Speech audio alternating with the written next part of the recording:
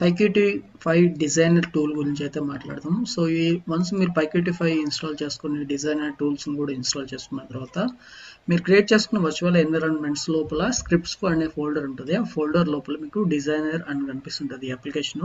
So దీని గురించి నేను ప్రీవియస్గా కూడా ఇది ఎలా ఓపెన్ చేసుకోవాలి, ఎలా ఇన్స్టాల్ చేసుకోవాలి దాని గురించి క్లియర్గా మెన్షన్ చేస్తున్నాను. సో ఇప్పుడైతే దీన్ని రైట్ క్లిక్ ఇచ్చేసి మనం ఓపెన్ చేద్దాం.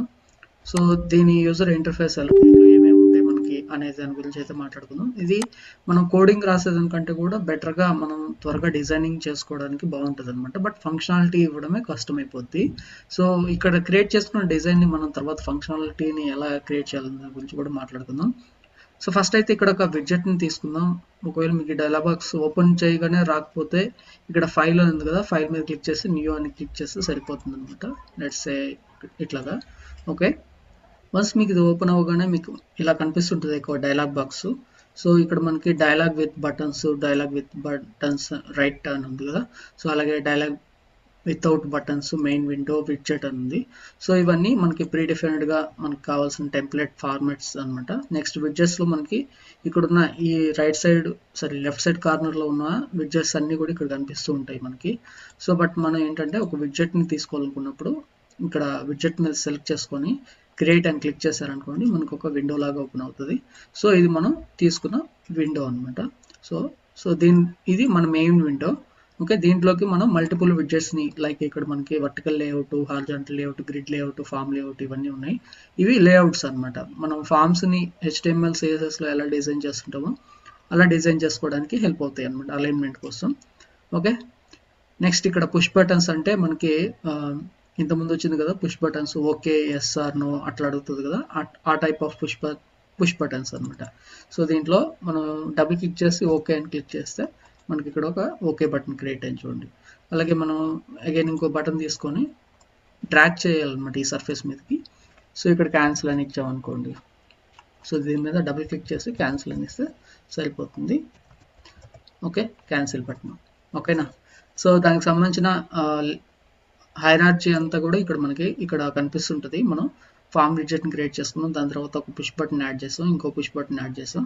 సో వీటి మీద సెలెక్ట్ చేసుకొని వాటి యొక్క ప్రాపర్టీస్ మీరు చేంజ్ చేయాలనుకుంటే చేంజ్ చేయొచ్చు. ఇప్పుడు మనం 2 బటన్స్ని యాడ్ చేసాం కదా.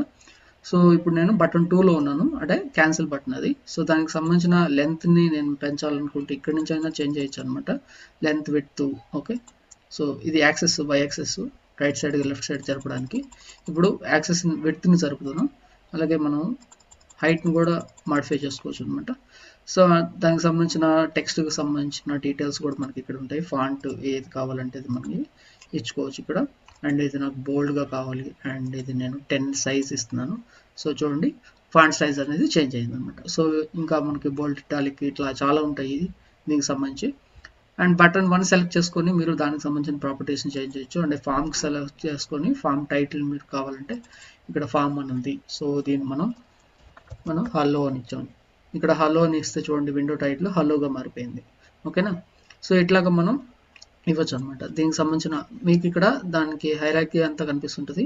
మీరు ఒక్కొక్క అంటే మీరు దేన్ని అయితే మాడిఫికేషన్ చేసుకోవాలనుకుంటున్నారో దాన్ని మీరు ఇక్కడ ఉన్న ప్రాపర్టీస్ని చేంజ్ చేసుకోవచ్చు అనమాట. ఒకవేళ మీకు అది వద్దనుకుంటున్నారు, జస్ట్ మీరు ఏం చేయొచ్చు అంటే దాని మీద రైట్ క్లిక్ చేసి ఇక్కడ డెలిట్ అని ఉంది కదా. సో డెలిట్ మీద క్లిక్ చేశారంటే అది వెళ్ళిపోద్ది అనమాట.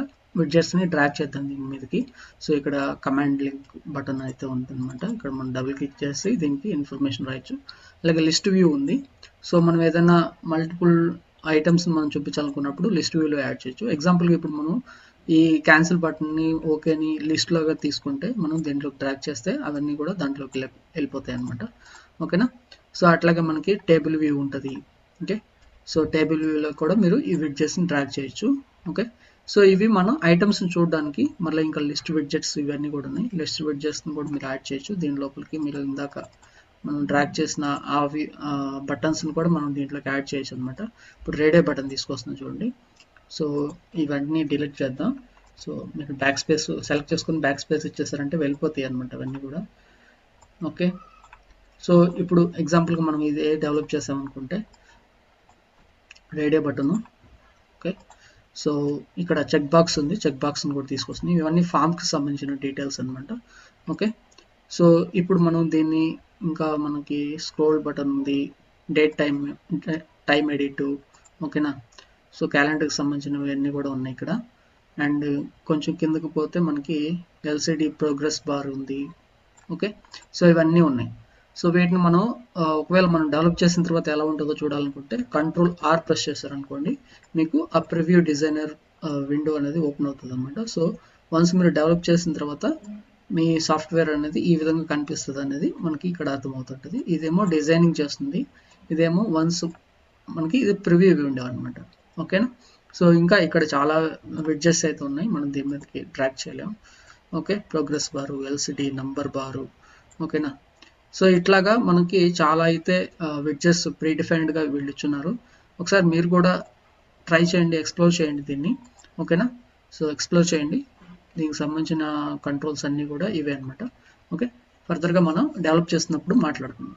ఓకే, సో వీడియో మీకు అర్థమైనట్లయితే మన ఈ వీడియోకి ఒకసారి లైక్ చేయండి, అలాగే ఛానల్కి సబ్స్క్రైబ్ చేసుకోండి. Thanks for watching this video.